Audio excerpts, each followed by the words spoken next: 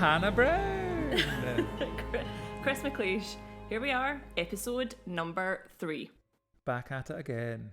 Back at it again. Now that we have lots of unexpected free time in our hands again. Fantastic.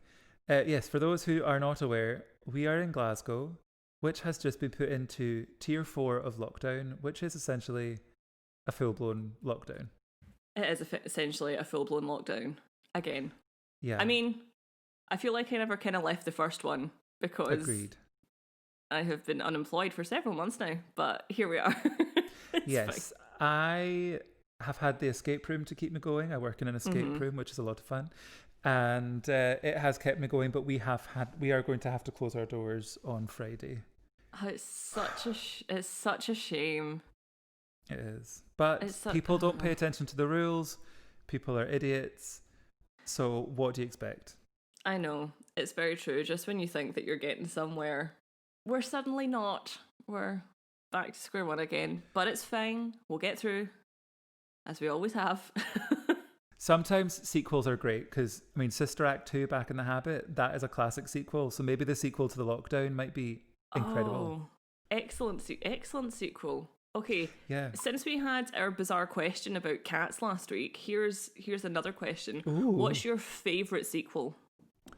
Oh, I mean, I don't even know if I'm going to be able to answer that question, but I will put it to you anyway. I will say that Sister Act 2 is one of the tops. It is a strong contender, yeah. Yeah. But I will maybe say... I now can't think of any sequels. Do you want to hear mine? Because mine's is ridiculous. Yes. Mine's is definitely Toy Story 2. Oh, that is a very good film. Thank you very much. Big fan of Bullseye. Bullseye was always one of my favourite characters. Exactly. Bullseye is underrated in those films. 100%. Just because a character does not speak does not mean that he doesn't have something important to say. Exactly. Also, excellent score in the Toy Story films. Wonderful score. Very good score. Also, the sequence of Woody getting all stitched up and painted. Yes. That, for some reason, was so satisfying as a child. I think I really will stick with Sister Act 2. I mean, I applaud your choice. I've not watched that film in ages. Very good. Jennifer Love Hewitt Is she in makes that? an appearance. Yeah, she plays Margaret. She is the one who's really vain. The student who's really vain. She's always looking in mirrors. And then Lauryn Hill, who has controversial opinions on, I was about to say abusing, disciplining children. Yes, okay. She has a very controversial opinion on how to discipline a child. So she's gone down in my estimations somewhat, but very good in that film. Excellent. I mean, big whoops. Big fan. Yeah, we have to give a shout out to her. Let's be honest here. Yeah, she's phenomenal. She is. Yeah, did you know she's making an appearance in Sister Act in London? I did hear about that, yeah. I'd be quite interested to see how she tackles the score of the musical. Yeah. I feel like she would handle it quite well. But also, just this week, I've been watching a lot of That's So Raven because I have Disney Plus. Classic. And I used to love. Choice. I loved That's So Raven as a child. So good. And I say child. I was probably about 18, being like, "That's so Raven," like just loving everything about it. It's timeless. There's something in there for everyone of all ages. Exactly. And I was watching that a lot recently, and I remembered that Raven Simone had been Dolores in Sister Act on Broadway, and she was great. I watched a couple of little clips, and she was fab. I did not know that. She's very talented, very funny. I don't know much about the Sister Act musical. And not also, worthwhile, in my humble opinion. Really? Because I know we did have it at one of the theatres one year, but I didn't work it for some reason. I have quite strong feelings about a lot of musical adaptations of films that I'm obsessed with. And I feel it's so often somebody's come up with an idea for some songs, or they like the idea of a film, but they want to do their own version of it, but they still use the title of the original film. Yeah. For example, Addams Family, Get It in the Bin. Sister Act, Don't Waste My Time. There's a fair few examples. Can I add another one to the list? Absolutely. Now, this might be a controversial opinion for some, but I'm sorry. Beetlejuice the musical. Ooh. I I understand some people like it, and that's fair enough, because some of the score is really, really good, but the whole point of the film was that Beetlejuice is an intensely dislikable character. Yep. And in the musical, he's kind of this, like, wisecracking, almost clowny-like character, and I'm like, no. Well, see, I haven't listened to much of Beetlejuice. I do know Dead Mum, and it's because it was in a Halloween concert that I did. Fair. And I listened to it. Quite a good song. If you've got a belt on you, it's a great song. Do it. Yeah.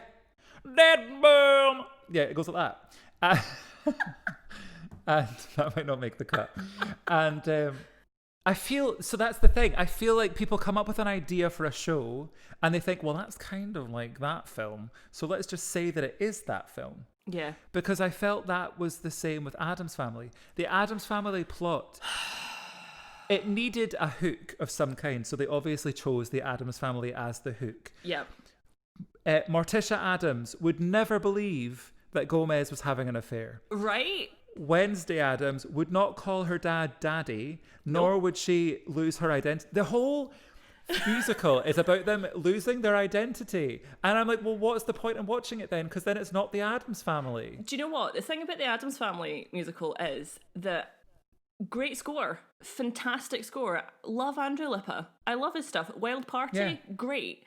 And I think if you were to take out all references of the Addams Family out of the Addams Family, it would be a great standalone musical. 100%. But it's not. It's not. It's all about like character integrity. And the thing about the Addams Family is that they believe that they're normal and everybody else is weird. We are the weird ones. And the opening song is talking about how weird you have to be an Addams. And I'm like, that's not. It's absolute nonsense. The fact that the opening song is the rookie and the spooky, the rose and the cookie, like whatever the words are. The fact that that's not the opening song makes me feel like someone involved who was a part of the Addams Family, whoever owns the Addams Family, didn't approve of the musical, so didn't allow them the rights to that song. Yeah. That's my opinion. Yeah, me too. I mean, I understand that people like it, and that's great. Like, enjoy it, but for me, no. Well, people like what they like, and I know that not every adaptation will be for everybody. Exactly. For example, Heathers the musical, adore it. Oh, see, I don't. See, this is okay. Conflicting opinions are what make the world and turn. we're still friends. We don't feel the need to have to argue over it. No, absolutely. But I haven't seen much of Beetlejuice or listened to much of Beetlejuice, but I feel like I would agree. Out of all the Tim Burton films you could have done an adaptation of, why did you pick Beetlejuice and not Corpse Bride? That's a very good point, actually. There you go. I've said it. I've put it out there in the universe now. That's built to be a show. Yeah, that would be such... You could... The things you could do with UV lights if you were to turn that into a stage show. Yes. And because of all the cracking score. Skeletons. Yes. I feel like some kind of edgy rock musical Sleepy Hollow would be fun. That would be quite cool. I could see that. I could see that working. That. And you'd get the Headless Horseman coming on being like, because he can't talk because he's got no mouth. That would be his song. He'd have a 5-minute number, but he wouldn't be able to actually sing any of the words. Although you couldn't have a Sleepy Hollow musical without having the queen that is Miranda Richardson playing Lady Van Tassel.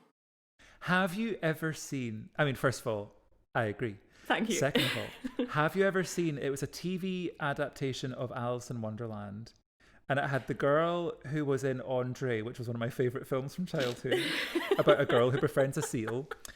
She was Alice, and she has a yellow dress, which is very controversial. That is controversial. But Miranda Richardson plays the queen. Oh, no, this is something that I could invest my time in. Oh, it's such a strange musical adaptation. It's got Martin Short, it's got Miranda Richardson, it's got Liz Smith. It's got a really incredible cast. That's like a proper legit cast. Yeah, but it's a really bizarre... There's a scene with somebody who floats about a kitchen carrying a baby. It's really weird. And then there's a bit where Miranda Richardson is asking Alice if she plays croquet, and it is the funniest thing in the world. She's like, do you play croquet? It's really funny. The cats just stared at me. I'm so sorry, kids.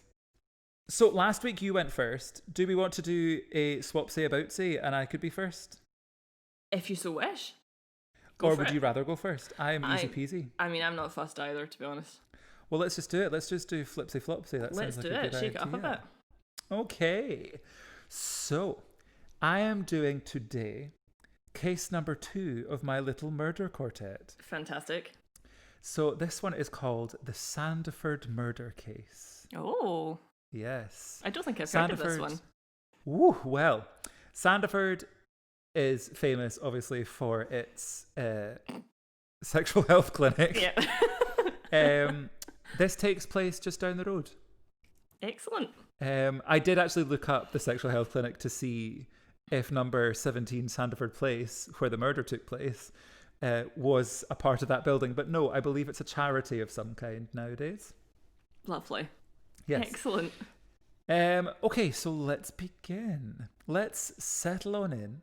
It's July 4th, 1869. So we're still in the Victorian age. Mm-hmm.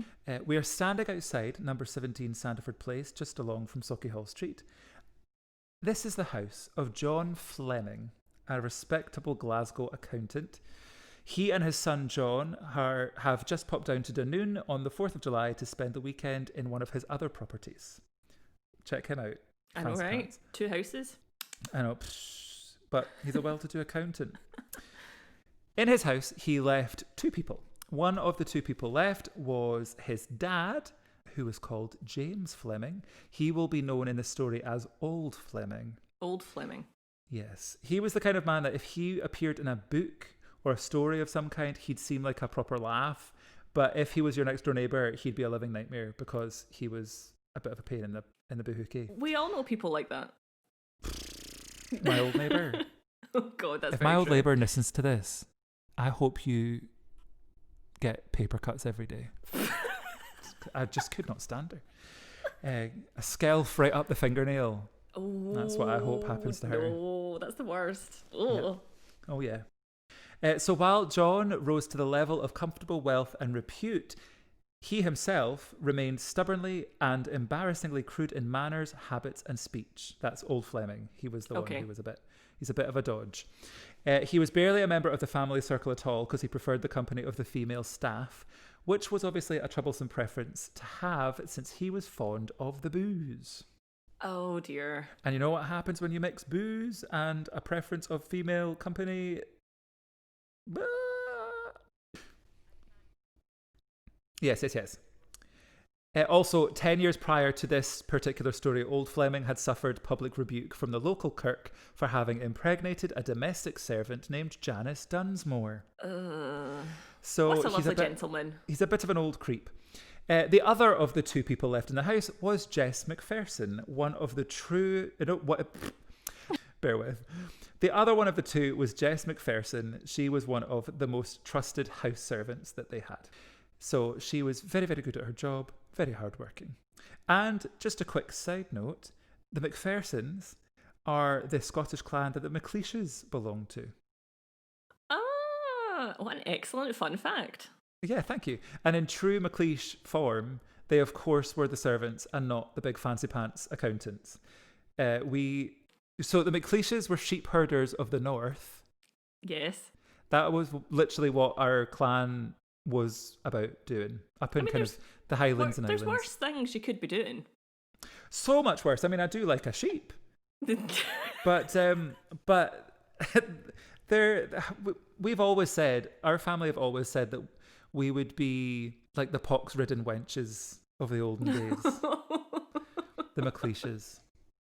Oh, lovely. No luck. I mean, although you'd think McLeish is quite a regal name. You'd think. So you'd think they'd be like clan chiefs, no? Well, no, because we were just one of the subcategories within the McPherson clan. Oh. We didn't even get our own clan. Anywho, so as I say, Jess was known for being pretty great at her job. She was kindly natured and very competent at her work, but she was also known for being pretty tough. Unknown to many, many people at the time, she had 2 illegitimate children, one of which had been stillborn by the time that she was 35. And there's a story of her being approached by a policeman who said to her, "I'll be having a kiss." And she said, "Try me, Sam." This is where I think she's confused because Sam was a fireman Sam. So she must have been confused. This was a policeman though. So he did try it on. He tried to give her a snog and she absolutely nailed him to the floor. Quite right too. Yeah, she was like, "Not having any of that. Get your ugly lips away from my face." What's her name again? Jess McPherson. Go on yourself, Jess. Go on yourself. Yes, that was what we're talking about. Excellent work, Jess. Jess had also been known to say to her friends that old Fleming was a bit of a nightmare, as we can imagine, because he wouldn't leave her be and insisted that they would marry. Now, he at this point was either 87 or 78. Nobody actually knows what his age was, but he was one of the two, and in my opinion, just a little bit too old for her. Are we, Jess? I mean, yeah. I know age gaps are more acceptable now, but that's even pushing it a wee bit. Yeah, I mean, I'm not to judge. You fall for who you fall for. But the gal said no. The gal was like, "No thanks, old Fleming." Yeah. But he insisted. He was too much. I don't think I can handle old Fleming. Over the course of the weekend of the 4th of July, a fair bit of suspicion grew around the house at 17 Sandiford Place. On the evening of the 4th, small pockets of people gathered around the house, having heard what sounded like shrieks and low groaning sounds of somebody potentially in trouble. Oh. They obviously weren't bothered that they intervened. They just stood outside and looked. They were going, that doesn't sound too great. "I don't think this sounds very good, me, but we'll just stand outside. It's very nice out. It's 4th of July, lovely sunset. We're just going to stay outside." And on the 5th of July, there were 3 sisters, the McLachlan sisters. They were walking home from a wedding that they were attending in Partick, saw that a light was on in the basement level of the property and found it very odd that at that time in the morning lights would still be on, unless somebody was very sick or they were having a party. So it was something that people clocked. They clocked that there was some odd things going on around this property. There was odd behaviours happening. There was indeed. I will say this. As we enter tier 4, if you see someone that you think they're having a party, generally, mind your own business. Don't stand outside their house peeking through the windows. But if you're in the middle of a pandemic, that rule does not apply. If you're having a party, you're a jobby, and it serves you right if folks start poking around. Stay in, wear a mask, and don't be an idiot. That's what I say. There we go. That is our public notice. Thank you very much this week. And that's all we're going to say on the matter, apart from the stuff we said at the beginning of the episode. Of course. Okay, fast forward to Monday. John and wee John, his son, arrived back to Glasgow from their wee trip away. Wee John headed straight home while his dad went to get some messages. Upon arriving, old Fleming answered the door, which is very unusual because normally it would be the house servant that would answer the door. So he was thinking, where the heck's Jess? And old Fleming told him that he hadn't seen her since Friday and that her bedroom door was locked. Okay, yes. Dodgy. Luckily for them, there was a spare key in the pantry. Upon opening the door, they discovered Jess lying on the floor alongside her bed. She appeared naked from the waist down, but it had transpired that she was wearing a petticoat and a short dressing gown that had been pulled up over her head and shoulders, which left her lower half completely bare. So she appeared naked. But then her upper body had been shrouded with a piece of dark carpet as well, so her upper body was kind of concealed. The police were called, and it was determined by a doctor that she had been dead for a while. She had been badly assaulted. Around her head and arms, there were 40 deep wounds, and it was thought to have been done with an axe or a cleaver. And yeah, very grip. 40 deep wounds. That's nasty. And they did, when they searched the property, they did find an iron cleaver with blood residue in the drawer of a kitchen dresser. So that was believed to be the murder weapon. After finding Jess's body and the police arrived, they did a wee snoop about. There were traces of blood in the kitchen sink. The doormat was completely sodden in blood. Some clothes in old Fleming's wardrobe, or where he kept his clothes, had some bloody spots on them. There was a bloody bed sheet bundled up in her room. But the strangest of all were 3 very distinct bloody footprints of a bare left foot. That's quite specific. It's also quite eerie. Where was the right foot? This does remind me of when I dropped Oh. paint all over the floor and the cats walked in it. That was a recent event where I dropped blue paint on my cats. Whoops. Anyway, enough about that. Back to Jess. So I do have a photo which I'll put on Instagram that is the floorboard, like one of the floorboards with the bloody footprint. Yeah. So you'll get to see what the footprint looked like. It is a black and white photo Okay. because we're in Victorian Glasgow. Yes. But I do have a photo of that. So the room next to Jess's bedroom was the kitchen, and it was transparent that it had been recently cleaned because of a residual dampness, which indicated that there had been a crude cleanup operation fairly recently. Jess's bedroom was also damp, but most bizarre of all was the victim's face, neck, and chest had been visibly washed. What? So that is a bit odd. I'm very confused right now. Yes. It doesn't get much better. Oh, great. So nothing of major value was missing beyond some silverware and some plates. But they did note that if it had been a robbery gone wrong, a good thief would have taken things worth much, much more than what had actually been removed. So they didn't believe that it was a robber. But when they looked in the chest of Jess's clothes, it was clear that some of its contents were missing, and the remainder had been touched with bloody hands. So there was evidence that someone had been rooting around the clothes with blood on their hands. Not only had all of Jess's best clothes been taken, but her everyday dress was taken from its hook, and it was a cinnamon-coloured dress trimmed with blue velvet. Upon examining the body, the doctors decided that the blows had been pretty light, so either it was a woman or a weak man, perhaps in his late 80s. I wonder who that could be. Yes. And of course, people found the old man really, really fishy for having been in the house with her for an entire weekend without checking on her or finding it a bit odd that she just vanished. I mean, you'd think that, considering if she was like housemaid, housekeeper, she'd probably have quite a lot of things to do. Well, yeah. Well, she was the cook. She would cook for them. Oh, well. So all weekend he's been like, "Where's my toast?" And so he's very odd. He's very, very odd. Who would I cast as him in a film of this? Someone really creepy. Rolf Harris? Oh, God. He's the first creep that came to mind. I mean, yeah, he's probably king of the creeps. He is. Let's be honest here. They found the footprints. Let's have a look at those for a second. They measured the footprint with a bit stick, and then they held the bit stick up to Jess's foot, and the bloody footprint was notably smaller than Jess's foot. And it was concluded that the foot was that of a woman. Okay. So not Jess's, because they were too small, and not old man Fleming's, because he is not a woman. Yes, but he might have tiny feet. Yeah, I'm assuming they checked. You would hope that they'd checked their prime suspects. I agree.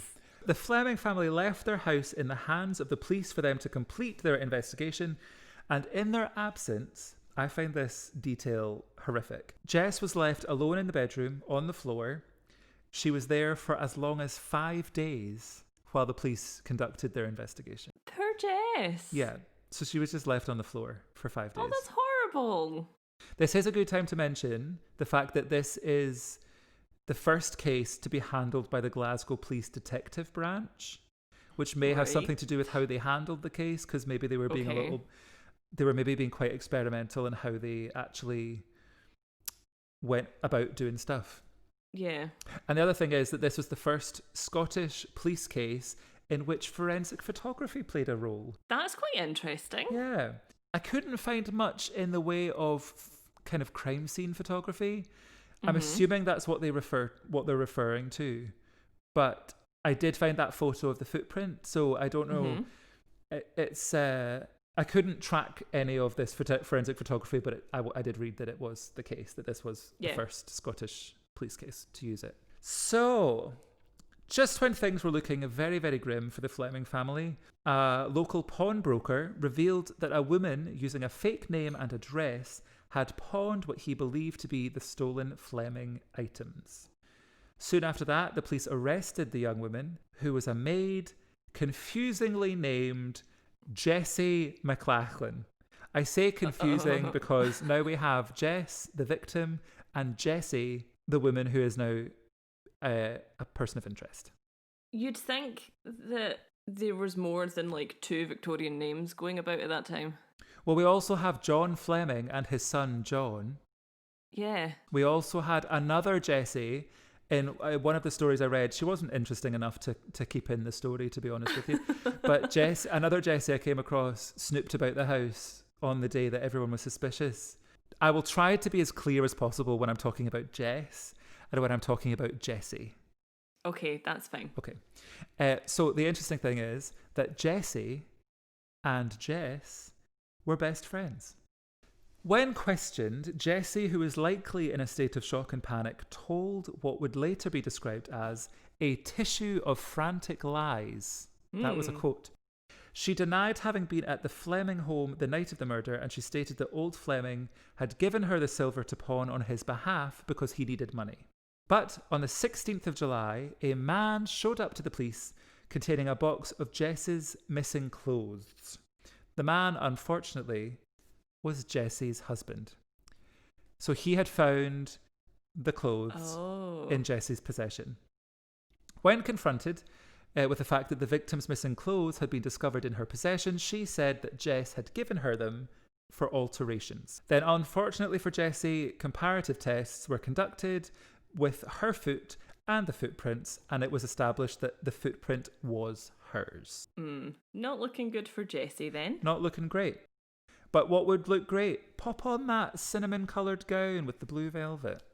That would look good. I mean, it sounds like a delightful little dress, not going to lie. So, yeah. I'd wear it. Absolutely.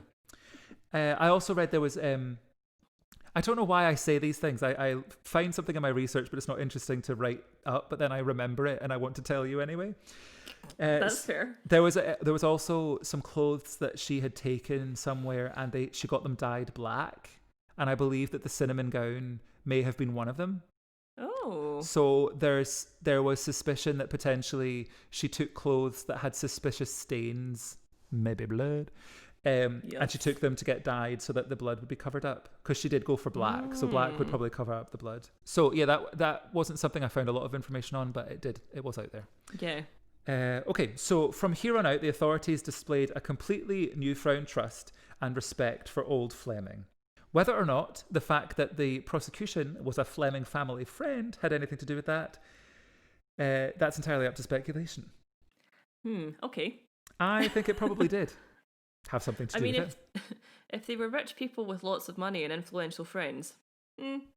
Yeah, it still happens to this very day. You are so right. Sympathisers in the press also changed his name to the Old Innocent. Oh. Even the press took a shining to him. But did no one talk about his lecherous fancy for all the young staff? No? Just you wait. There's a reason as to why people may not have heard some of his lecherous ways.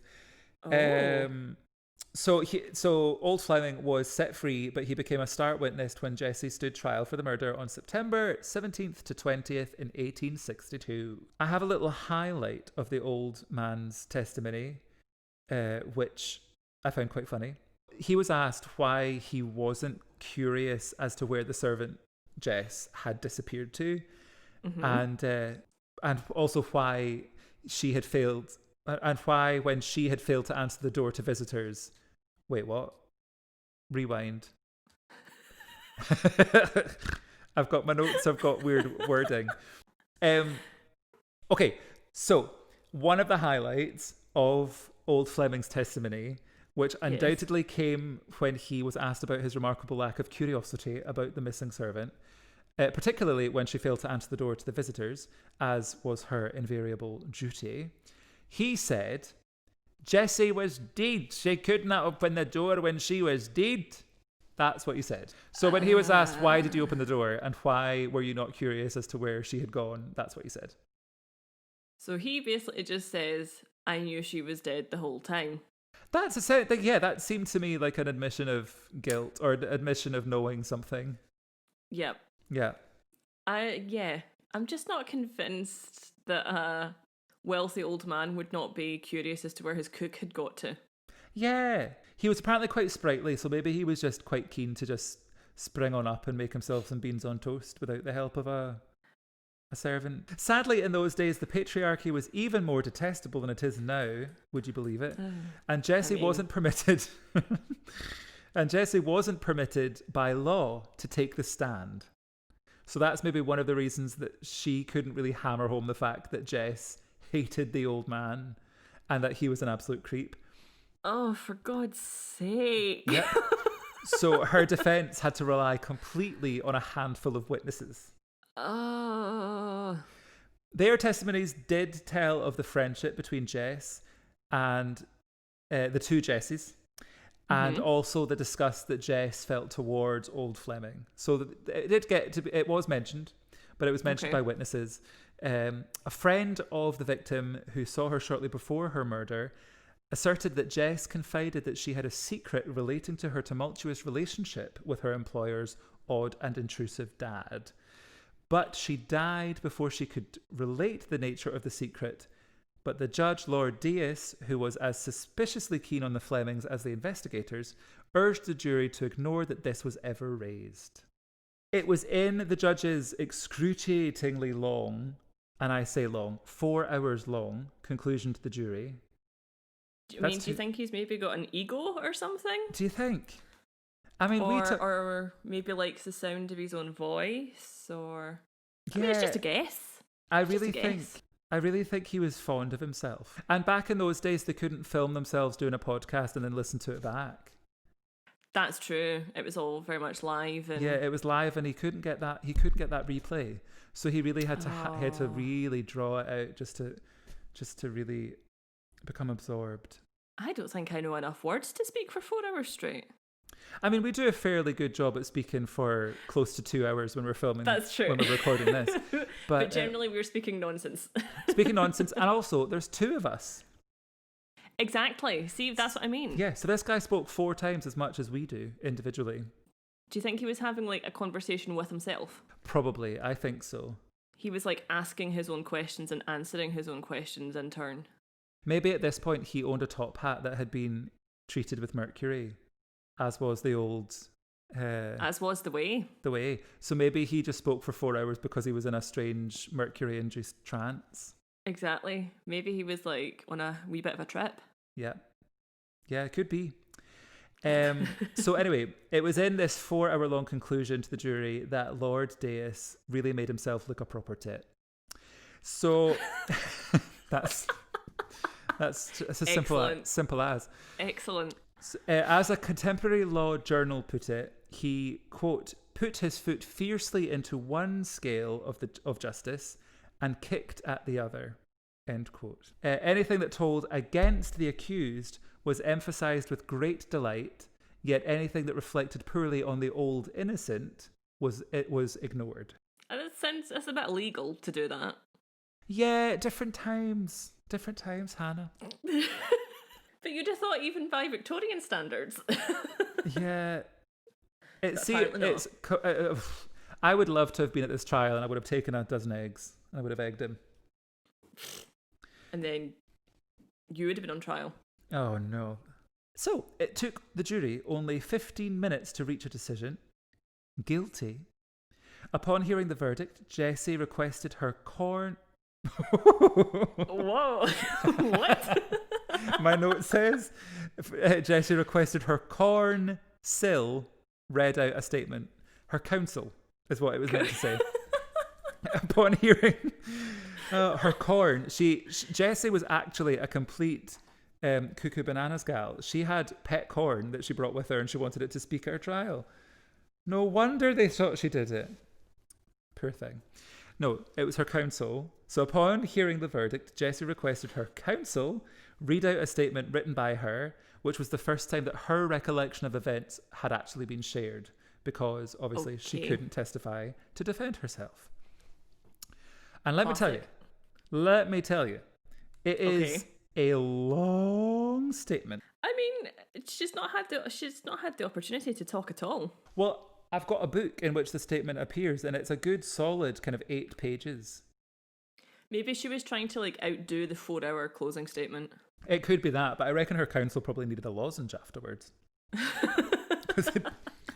It's very long. It's very much worth a read. I'm not saying that it's not interesting. I feel it is worth a read, and for her to be able to get to say her piece, definitely is good. The fact that her counsel did that and she was allowed to actually say something vicariously through him is good. So it is worth a read. Recommended. But I will give you the summary.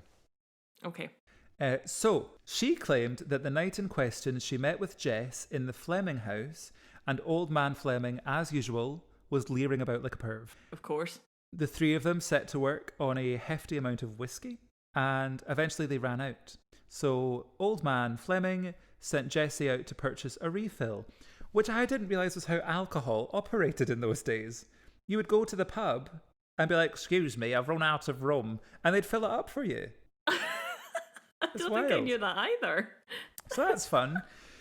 Upon finding that the local pub was shut, she returned to find her friend lying semi-conscious on the floor of her bedroom with large gashes over her face. When the horrified woman asked Fleming what had happened, he said that there had been an accident. But he refused to seek medical aid. Bad man. After Jess came to a little bit, she told Jessie that old Fleming had tried to force himself upon her in days prior.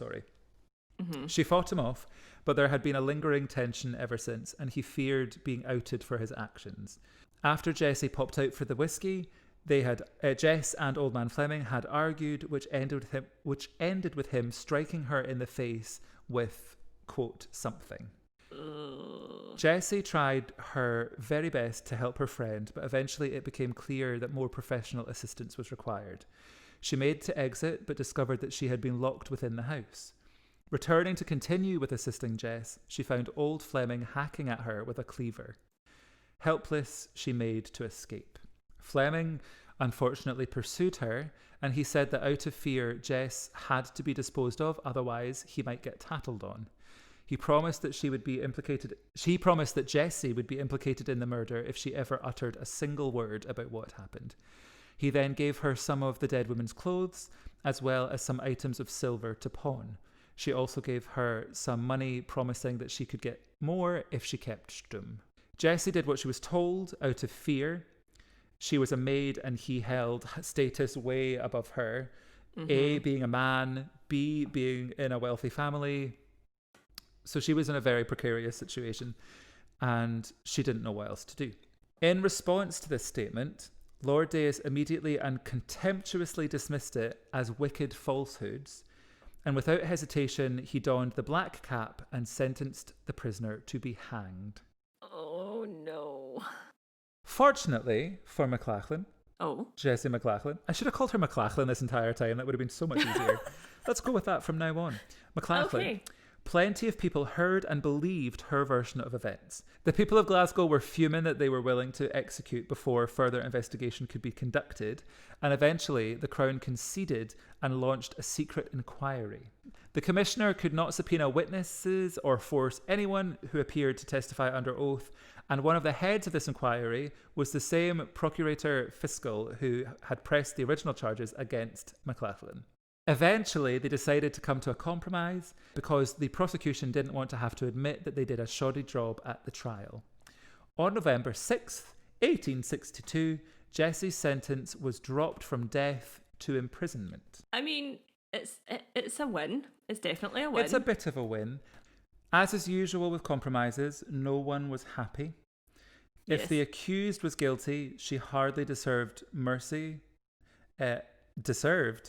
That's a strange way of saying that. Deserved mercy. And if innocent, a life sentence was an outrage. The whole issue wound up as the subject of 2 lengthy debates at the House of Commons. They established that so far as the defendant's statement could be checked, it fit with the known fact perfectly and included details that were unknown at the time, but they were later deemed accurate. Witnesses were called, some of whom did not speak at the trial, who spoke very much in Jessie's favour. She did not serve life in prison.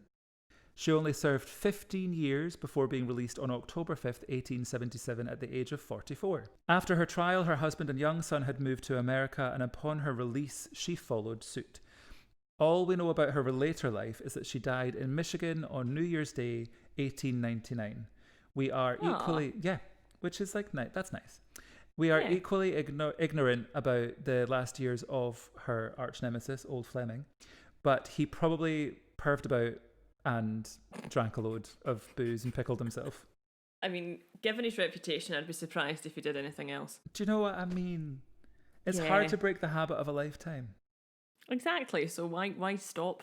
Jessie always pointed the finger at James Fleming, and despite public outrage, nobody else was ever charged with Jess McPherson's murder. So do they still technically not know the truth then? Technically, that is the case. Yeah. Oh. I am of the opinion that Jessie didn't murder Jess. I don't understand what motive she would have had. Exactly. And being drunk, that's quite an extreme reaction when you're being drunk. Yeah. I think that there was a point where Jessie spoke thinking that potentially she had done it, but because she had been drinking, she couldn't remember. So she even ended up making a statement along those lines at one point. But luckily, I don't think that had a lasting impact on how long she was held in prison. I don't think they paid much heed to that, which is good, because that could have been taken as an admission of guilt, and then could have made things much worse for her. But 15 years, to be fair, is still a hefty sentence to serve for something probably didn't do. Yeah, that's a very long time. But I mean, it is, if she was innocent, I suppose it is quite nice that she did get out and could at least live some kind of remnant of her life. Yeah, and at least she got to do it with her husband and her son. Her son was really, really young when this all happened. So she would have missed essentially the first 15 years of his life. God, she was going back to practically an adult in that time. Yeah, exactly. I mean, if you knew me as a 15-year-old, you would not be saying adult. but you also didn't like leave school at 12 and immediately go and work in a mine or something. You don't know my story? I mean, that could be one hell of a twist in the Chris McLeish story if it's true. I mean, I do come from a mining community. Well, Aberlady is not a mining community, but we are very close to one. In fact, two. I believe my granddad came from a mining community. Aberlady was a farming type village, and people used to come through with their wares on the way to market. That literally sounds like something out of Jack and the Beanstalk, the way you just said that. I mean, it pretty much could have been, because they were bringing things like sheep. Our bus stop, the bus stop we used to sit on waiting for our school bus, was an old set of scales that they would use to weigh sheep. That's so cool. Yeah. That's really cute. I love that. Yeah. So cute. That's so sweet. Aberlady has some really weird things dotted about. So, do we have any other conclusions about Jessie? I don't think so. Just that the whole thing sounds entirely unfair. Yeah, I feel like that's probably the case for a lot of women that were convicted back in the olden days. I mean, for goodness sake, if you're... Surely you just want... Like that judge, his one goal should be to find out the truth, and he wouldn't even let her tell her side of the story during her trial. Yeah. It wasn't until... And one of his best of mates always was old Fleming. Exactly. So, surely conflict of interest was something people were aware of even in the Victorian days. And you would think that most people as well would be like, that's a coincidence. Yeah. That those two are best pals and that he got off with potentially a very violent murder. Yeah. And was left to harass the rest of the kitchen staff. I don't know how many staff they had in total, but at the time of the murder, there was only the two of them staying at the house. But maybe they had other servants as well. Well, if we're talking about Sandiford Place, is it like one of those old houses? Yeah, it was one of the townhouses on that big stretch. So I would guess they'd probably have quite a lot of staff. Yeah. Well, there you are. That's number 2 of your quartet. Number 2 of the quartet. Yeah. Join us next time for number 3. Fantastic. Thank you for that. Do you want me to start with mine now? Absolutely. Absolutely. Go for it. So this week, I'm going to be covering an opera. exactly like that. Yeah. Because, I mean, for anyone that knows me vaguely well, knows that I spend quite a lot of my time advocating why we should still have opera. Yes. And also advocating the present issues within opera, such as the lack of accessibility and the lack of diversity. And I do hark on about it a lot because it's something that I'm very passionate about. But anyway, so this week I'm going to give you the Scottish history of Lucia di Lammermoor. Ooh. Yes. Have you heard of this opera? I have not heard of this opera, so That's I will quite have very alright. little to impart on the journey of this story. So, Lucia di Lammermoor is a tragic opera in 3 acts, and it is composed by Gaetano Donizetti. It premiered in Naples on the 26th of September 1835. It is generally accepted as part of the bel canto rep, which sort of translates as beautiful singing. So it was an era of opera where it was all kind of like highly decorative and technical singing was required. Rossini and Bellini are also the other kind of like masters of bel canto. Bellini. I'm sure Bellinis are a delicious beverage. It is indeed. Maybe. Sounds lovely. I mean, The two people who don't really drink. exactly. The two teetotal people are just like, yes. But anyway, since you don't know the opera, I've got a little plot for you, and it does contain spoilers for anyone who does want to see this show or listen to it and doesn't want to know what it's about. But I'm going to tell you what happens. Okay, so Lucia Ashton has begun an affair with family enemy Edgardo Ravenswood. Strong name.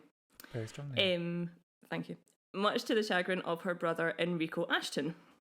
Enrico arranges for his sister to be married to Lord Arturo Bucklaw. Now, see, this is a weird thing, as you'll find out.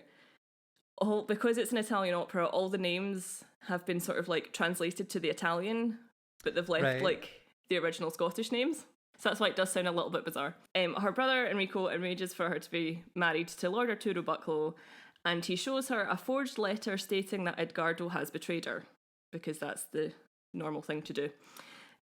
Lucia reluctantly agrees to the marriage, but just as the marriage contract is signed, guess what happens?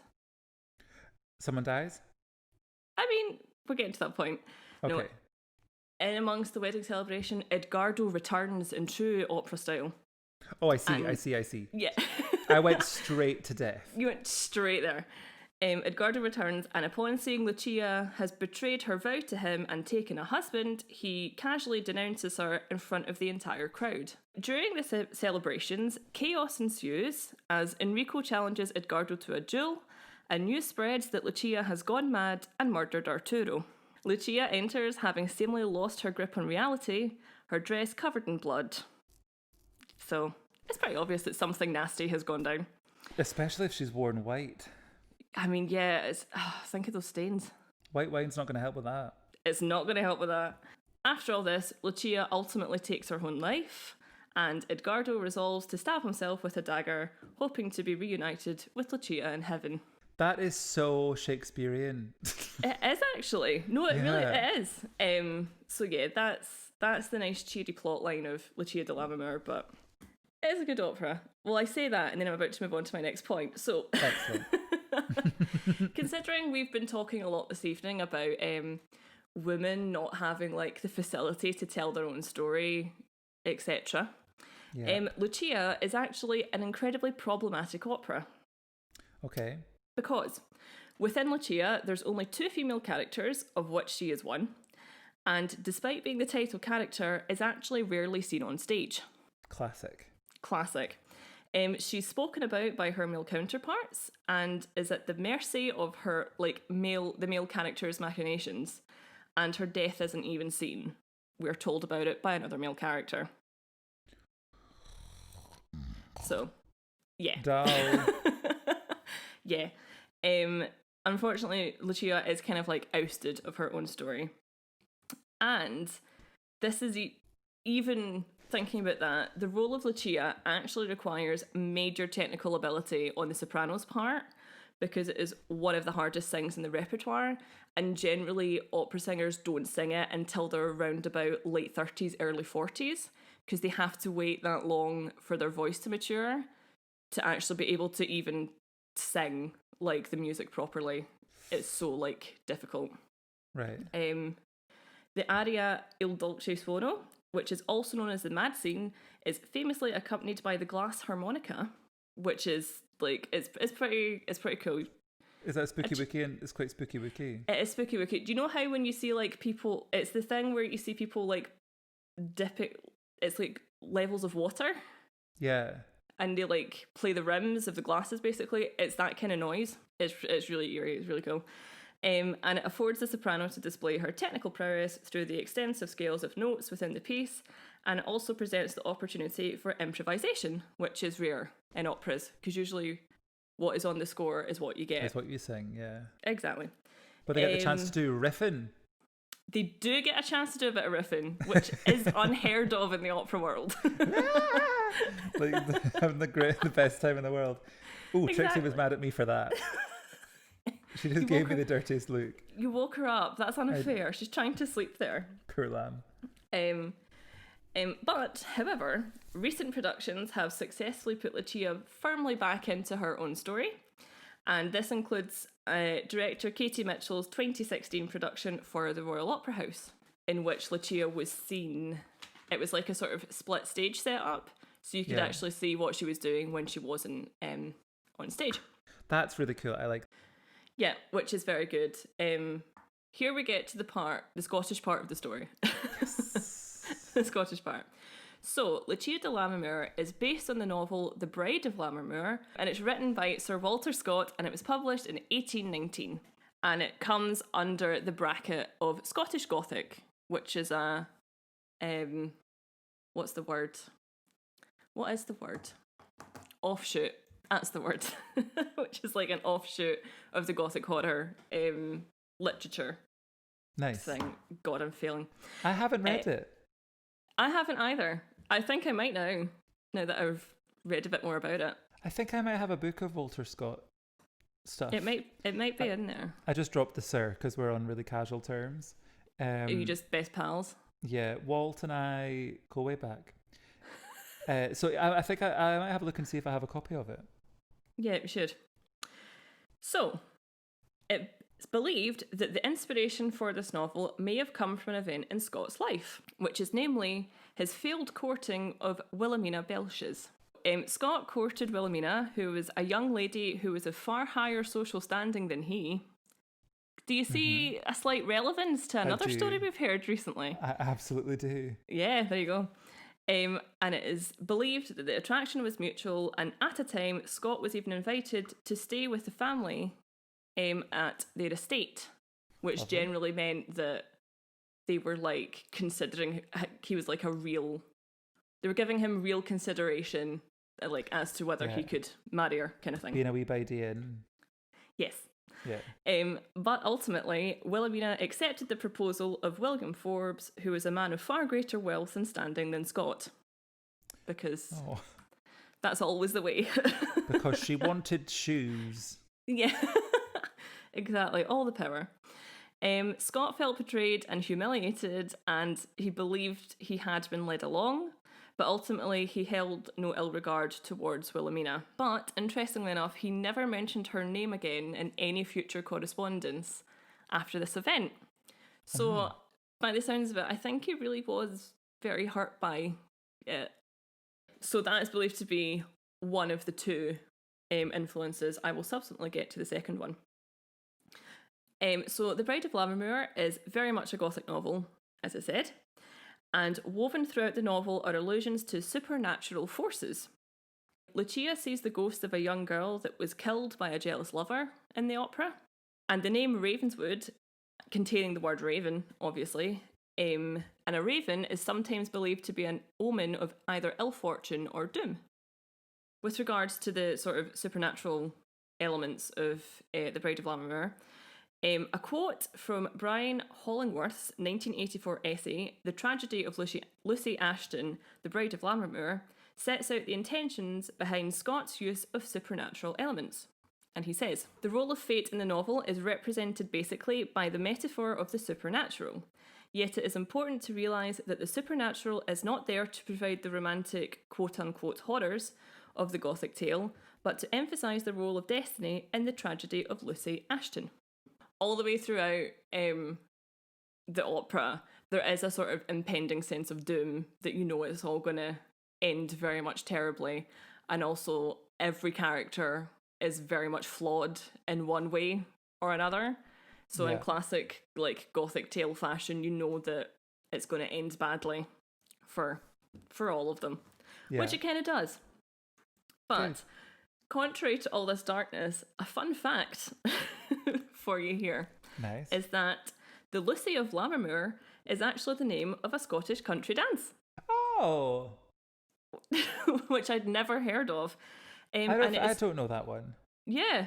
And it's usually danced to a strathspey, which I believe, if I remember standard grade music correctly, is a type of dance tune in 4/4 time. Yeah. Yeah. So I didn't know this. I happened across it online, and it gave you like one of those, you know, those little things. It's like the little, it's basically the choreography written down, but in like with arrows and numbers and stuff. Yeah. Like, and I was just like, I have no idea. But I will look that up for sure. I definitely don't think it was one of the ones that we covered in high school when we had to do the compulsory ceilidh dancing. Let me tell you, I will go nuts over a ceilidh. I love a ceilidh. I feel like once all this is over, we should have a ceilidh. We should. I really miss ceilidhs. I try to go to every year when I do the Fringe, I try to go to a ceilidh. And I didn't get to do one this year, obviously, because the Fringe was cancelled. Yeah. I just love ceilidhs so much. It's good fun. It is a good time. And yeah, I've not been to a ceilidh in a very, very, very long time. I mean, I did literally. I went last year. Oh, okay. In August. Yeah. I love a ceilidh.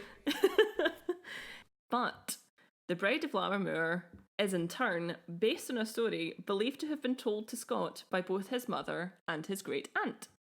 Oh. So it's very much a sort of fireside tale. So this is the story of Janet Dalrymple. Okay. So this is like the proper Scottish story, and this is like truth to a certain extent. It is a true fact. It is a true fact. Some details are slightly iffy because I think it happened in like the sort of 17th, 18th century. There's not a good string of tweets back in those days to really keep tabs on stuff. Yeah, exactly. So some of the details are a little bit iffy, but the story itself is like real, and it's believed that it was like told to Scott when he was like a young boy. Janet Dalrymple was the daughter of James Dalrymple, the first Viscount of Stair. Of course. And I hope it's pronounced Stair because it's written like Stair, and it's not a weird iffy Scottish name that isn't pronounced the way it looks. So it's pronounced Schlerler. Yeah. Schlocher. That's it. So I sincerely hope that that's the right way to say it. So Janet fell in love with Lord Archibald Rutherford, and together they formed a secret engagement. Her mother, Lady Stair, insisted upon her marriage to David Dunbar, a man deemed a lucrative, suitable match. Janet eventually confessed to the secret engagement with Rutherford, and as Rutherford refused to accept the dissolving of the proposal unless it were told to him by Janet herself, Lady Stair called an audience with the two lovers.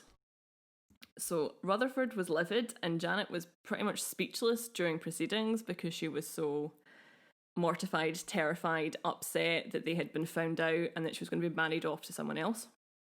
Mm-hmm. Lady Stair eventually intervened on her daughter's behalf, pretty much leading the conversation, and used passages from the Bible to state that Janet was free from her engagement to Rutherford purely because her parents said so.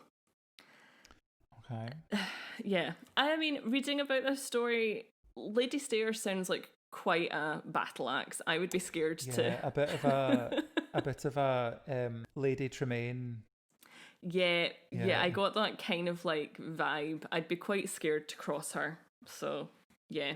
Yeah. So, the secret engagement was dissolved. And Janet was subsequently engaged to Dunbar. So on the wedding day of Janet Dalrymple and David Dunbar, it is said that she was sad, silent, and resigned to her destiny, and that her hands were as cold and damp as marble. First of all, why is your marble damp? And also, that's no way to spend your wedding day. It's not, but as you will subsequently find out, Janet was very much not happy with the arrangement. No, which, I mean, fair enough. She was engaged to, or secretly engaged to a lord, but apparently it was a lot to do with like political standing, because if I remember correctly, I think Rutherford was a Jacobite. Oh. Which at the time was a severe kind of like no-no. Okay. And I think the Dalrymples were very much faithful to the crown kind of thing. So I think that's what it had to do with it. Still, that shouldn't matter, but in those days it did. Yeah, different times. Okay, so the wedding goes ahead, party ensues because we're Scottish and we like a drink. After the couple retired to the bridal chamber, the wedding party continued, which was a thing at that time. Then, frightened and pain screams were heard beyond, so terrifying the crowds knew that there was something terribly wrong. That's normally a pretty good signal. Yeah. Yeah. that something's not quite right somewhere. Upon acquiring the key to the bridal chamber from the groomsmen, because the best man basically kept a hold of the key until the deed was done. That's vile. Isn't it? I much prefer that he just keeps a hold of the rings. I prefer the modern tradition. Yeah, I'm glad we don't keep this one up. That's just bizarre. Yeah. Anyway, they got the key, and a few went to investigate, and indeed something was wrong. Excellent. So Dunbar was discovered on the floor with serious wounds and was bleeding profusely. Janet, however, was discovered in the corner of the room wearing only her shift, which is like a type of undergarment similar to like a nightdress. Yeah. And she too was covered in blood. In The Bride of Lammermoor, there's a foreword by Walter Scott that kind of like outlines this original story. Right. And he says that Janet sat there grinning at them, mopping and mowing, as I heard the expression used, absolutely insane. So by this point, it's believed that Janet had finally kind of like lost her grip on reality. And it is believed the only words that she spoke were, "Tack up your bonny bridegroom." And that was it. So, yeah. Janet unfortunately died 2 weeks later, having apparently never regained her sanity. Oh. Would she be able to just die from having gone a little bit unwell, mentally unwell? I mean, I think so, but also I read there was an article, a 2019 article in The Times, that was written or featured someone that had been doing, I can't remember the woman's name, but that had been doing a investigation into the original story about Janet Dalrymple. Right. And she came to the conclusion that Janet might have actually been living with anorexia at the time. Okay. Because she was so traumatized by the breaking of the engagement, and she couldn't understand why she wasn't allowed to marry this man and had been forced to marry another. And I think no one knows if that's truth or not. It was just looking at the facts in this article. They think that is a possibility, that already she was incredibly weak and frail, which is incredibly sad. So the generally given explanation for this event is that Janet herself had stabbed Dunbar, although it has been suggested that Rutherford hid himself in the bedroom in order to attack Dunbar before escaping through the window. Mm-hmm. Which, I mean, could happen, but I'm thinking somewhat unlikely. And also, the involvement of dark spirits has also been suggested. I buy it. I'm into that. Yeah. Of all three, you buy that one. Yep. Yeah, there you go. David Dunbar survived the ordeal, and he is recorded by Sir Walter Scott in what happened when asked about the event. So this is like when people would mention his wedding night with Janet Dalrymple. And he said, "If a lady," he said, "asked him any question upon the subject, he would neither answer nor speak to her again while he lived. If a gentleman, he would consider it a moral affront and demand satisfaction as having received such. So whatever happened in that room very much lay with David Dunbar, but even he refused to speak about it for Dark spirits. For whatever reason. So yeah, that is the story of Janet Dalrymple. Lovely. Who in turn inspired Walter Scott to write The Bride of Lammermoor, which in turn was adapted by Donizetti into Lucia di Lammermoor. Love it. Thank you very much. I would like to listen to some of Lucia di Lammermoor. It is very good. If you're, to anyone listening, if you don't like highly ornamental music, it's not the thing for you. I do. You do. So then it's fine. Yes. Because there is a lot of notes. There's a lot in it, but it's a really, it's a proper dark opera. Are there any... No, sorry, carry on. I was just going to say I probably would quite like to do one further down the line in my career. Excellent. Sorry, I'll be what there. are you going to say? Thank you. Are there any non-opera adaptations of Walter Scott's story, do you think? I think, from what I read, there's been a handful. Okay. But I don't think any of them are as famous as Lucia. From what I was reading, apparently and I couldn't find much on this, but apparently in the first kind of like third of the 19th century, in Europe, there was a kind of fascination with like Scottish history and folklore. Well, that's why we're here, so fair play. Exactly. Apparently there was like a whole movement, and I couldn't really find much more information about it or even what it was called, but that Lucia di Lammermoor just happens to be a product of that. People should go and listen to Lucia, or should go and watch. I think there might be a couple of recordings of a few productions. Joan Sutherland very famously sang Lucia. She is excellent. Is it kind of like a coloratura score in terms of the soprano work? Oh, it is very much a coloratura score. Because I am a big coloratura fan. I love Diana Damrau. She was in the Katie Mitchell production. Fabulous, because she is phenomenal. And I also love so good. Natalie Dessay. I'm immediately going to go away. And she also sang it, and there's a really good recording of her on Spotify somewhere. I will listen to that because of her singing it. Incredible singers. But yeah, I just thought that was really fascinating that actually one of the most famous Bill Canso rep operas is actually set in Scotland and is based on a real life sort of Scottish story. Do they sing the Italian lyrics in a Scottish accent? They don't, but I'm not 100% sure how that would sound. Lucia! Like it would be really quite harsh, a bit grating to the ear. Yeah, maybe it's maybe for the best that they do it in an Italian accent. I mean, if it was written in Gaelic, then fair enough. Yeah, that's it. That's good. That's what that would sound like. So thank you very much for that. I will definitely go away and listen to some of it and maybe read a bit more about Janet. Please do. It's a very interesting story, and of course that is a slightly sort of edited version of like all the ins and outs of what happened. But you really delivered us the story of an opera. Yes. But then also a murder story. You came in there with not a murder because he didn't die. Attempted. An attempted murder. You ticked a lot of my boxes. Thank you very much. That is what I endeavour to do. Oh yeah. With my days. Opera's not boring, people. I know it can seem that way, but it's not. I feel when an opera is well done, yeah, it's so easy for it to be amazing. Exactly.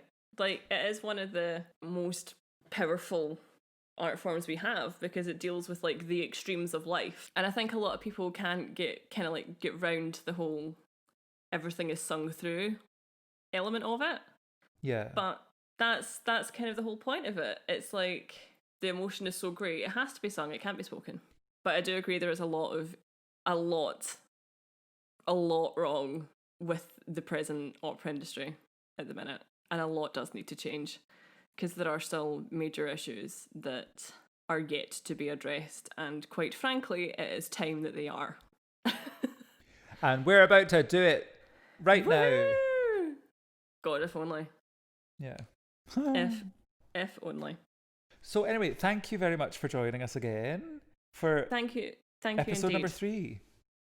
Number 3 already. 3 weeks into this. 3 weeks into it. That's crazy. Yeah.